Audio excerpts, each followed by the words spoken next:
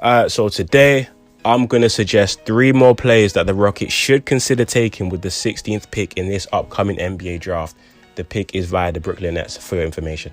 But the first player is TARI EASON. Now, he was a member of the LSU Tigers this past season, and he averaged 16.9 points per game, 6.6 rebounds, and 1 assist on impressive splits of 52% from the field and 36% from 3. Now, TARI EASON this season did display his versatility on both ends of the floor, where he can beat a man off the dribble, where he can be versatile defensively, where he can guard 1 through 4. In my opinion, he's a physical wing as well. He's the type of player that the Rockets would need, as they are really lacking in that wing depth, wing defender area. Now, on NBA comparison, I feel like he's very comparable to OG Anunoby in the sense that they're both tall wing players. They're both very versatile, and they're just more than just a 3-and-D wing. They can do more than just that one skill set or 2 skill sets there, where they can just be a lot more in the offense, and they can just play that 3-and-D role if they're needed to do so.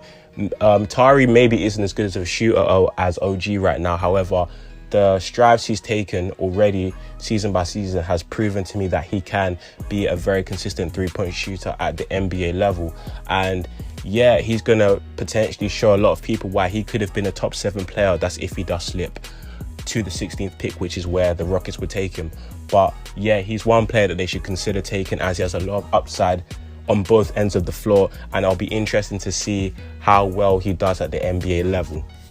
Now, this second prospect did attend Duke University, and his name is AJ Griffin. Now, AJ Griffin was someone who was ranked as the best player in this draft class only 2 or 3 years ago. However, injuries in high school have led him to slip down the draft boards, and he slowly made his way up with his terrific play this season. Now, AJ Griffin is averaging 10.4 points per game, 3.9 rebounds, and 1 assist per game on 49% from the field and 44.7% from 3.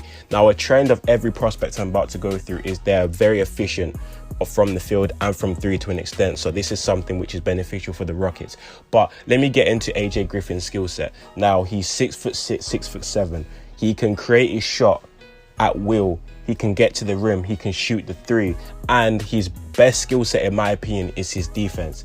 He is 6'6", again, who can guard multiple positions. He's a versatile defender, and I feel like he would translate very well to the NBA level.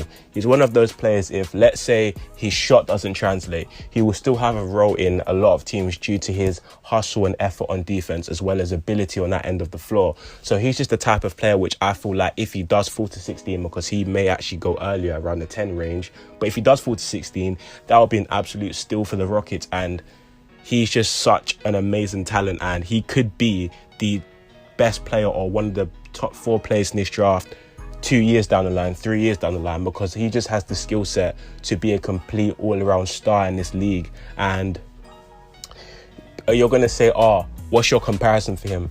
Well, my comparison is an interesting one. I'll go for Paul George, because they can both pull off highlight plays while being very good defensively and being a bucket at all times. That's the type of player AJ Griffin can be.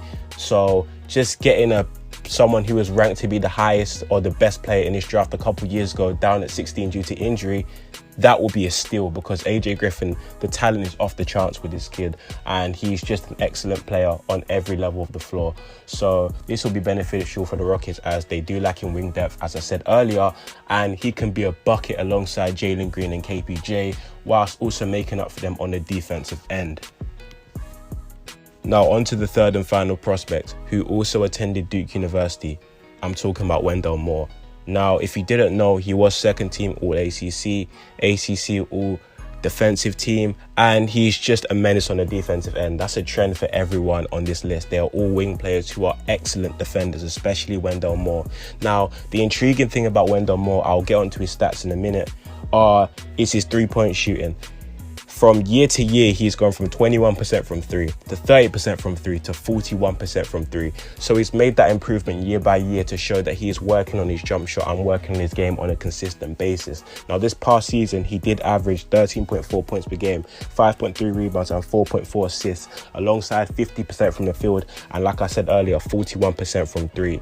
Now, he did play alongside Paolo Banchero, who is a potential top 2 pick in this upcoming NBA draft, who could also be a Houston Rocket. And he's shown that next to future lottery top 3 pick, that he is a very good complementary piece alongside that. And although his team did come out short in this year's tournament, he was a key piece for them to even get there. And Wendell Moore is one of those players where, again, he's all round so talented. Like, on the offensive end, he may not have one skill that pops out at you, but he does everything to a very solid level. He can facilitate from the wing position, he can clean up the glass at times, and he can get his own bucket from almost everywhere on the floor.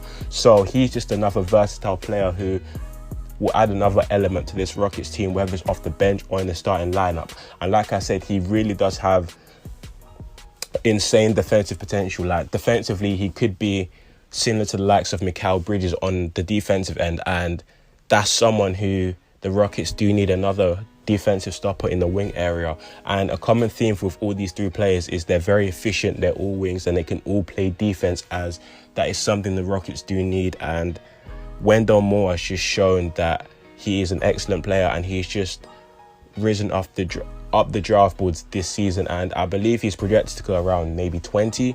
However, I think like he's much better than that, and if the Rockets have the chance to take him at 16, that they should do that. That's if some of the other guys aren't available, because Wendell, like I said, is a great prospect who will seemingly fit into the NBA quite easily due to the skill set he does have and the versatility he has on both ends. Like I've said a million times in this video about every prospect I've named.